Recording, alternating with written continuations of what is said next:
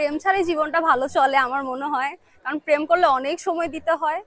প্রেম ছাড়া জীবনটাকে সুন্দর করে গোছানো যায়, ক্যারিয়ার করা যায় আমার যতটুকু মনে হয়। কারণ ছোটবেলা থেকে যে বান্ধবীদের দেখেছি প্রেম করে বড় হয়েছে, লাইফে তারা অতটা মনে হয় না আগিয়েছে, তাই মনে হয় প্রেম করাটা একটু টাইম পাস।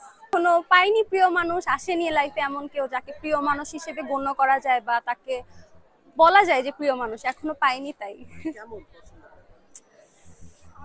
অনেক কোয়ালিফিকেশনই তো লাগে, ভালো হতে হবে, চরিত্রবান হতে হবে, একজন ভালো মনের মানুষ হতে হবে, এইটুকুই। খালি বলতে চাই টাকাই এখন সব। এখন দেখতে হবে, কারণ টাকা দিয়ে বর্তমানে সবকিছু কেনা যাচ্ছে, আইন থেকে শুরু করে সবকিছু, সব থেকে মানে একদম সত্যি কথা প্র্যাকটিক্যালি দেখতে গেলে তো টাকা ছাড়া মোটামুটি বলতে গেলে জীবন এখন অমূল্যই। জীবন নিয়ে আমি বলতে চাই যে সময় নষ্ট করা যাবে না, কারণ উপযুক্ত সময় সব সময় আসে না।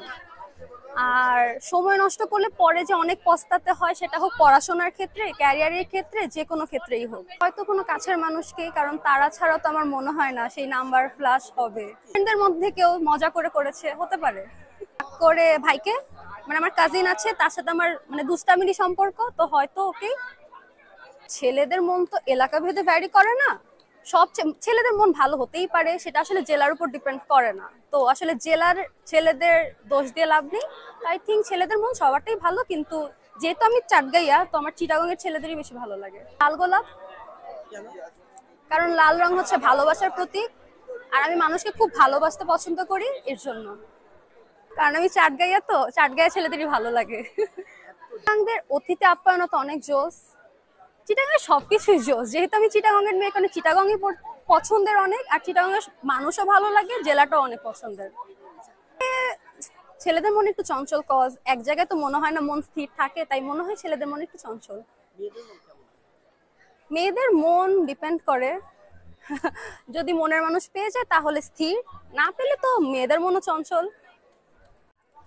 ধরতে গেলে প্র্যাকটিক্যালি যদি বলতে চাই, টাকা ছাড়া জীবন এখন আসলে কিছুই নেই, কারণ টাকা দিয়ে সবকিছু কেনা যাচ্ছে, আইন, মানুষ, সবকিছু টাকা দিয়ে এখন সবকিছু হচ্ছে।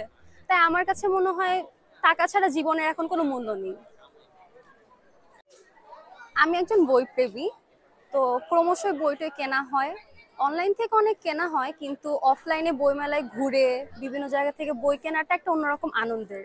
এজন্যই সময় পেয়ে পরীক্ষার মাঝে, এত ব্যস্ততার মাঝে বন্ধুদের সাথে একটু ঘুরতে আসার জন্য তো বইমেলাটা আই থিঙ্ক অনেক ভালো একটা প্রয়াস। এই জন্য সকলে মিলে এসেছি ঘুরতে, বইমেলায় বই কিনতে, আনন্দ করতে। বই প্রেমীদের জন্য একটা অনন্য সুযোগ তৈরি করার জন্য আমার মনে হয়, কারণ সব ধরনের বই, ছোটদের বড়দের, উপন্যাস, গল্পের বই, কবিতার বই, নাটক, সব ধরনের বই পাওয়া যায়। তো আই থিঙ্ক এর জন্য বই মেলাটা করা।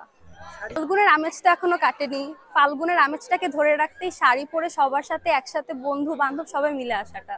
সকালবেলায় ফাল্গুন সেলিব্রেট করেছি, বিকালবেলায় লাল শাড়ি পরে সবাই মিলে বেরিয়েছি, এইটুকুই সেলিব্রেশন। সাথে কাটিয়েছি, পরিবারই তো প্রথম ভালোবাসা হয় মানুষের, তাদের সাথে কাটিয়েছি মেইনলি।